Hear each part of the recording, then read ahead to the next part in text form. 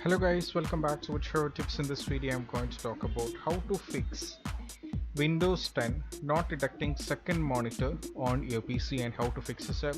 So I would like to talk about one simple solution which I found, and some of the users reported that this helped them, which is very simple. So first you have to click on this PC and go to properties, and from here you have to click on device manager, and from here you just have to select display adapters, and you just have to update your driver. This is what they just have they just have done, and it work for them. Make sure it is on the latest version, and once after that you just have to go back to the display, and you just have to click on detect, and most probably this will be completely fixed.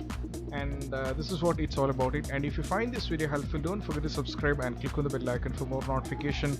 See you soon in the next video. Peace out.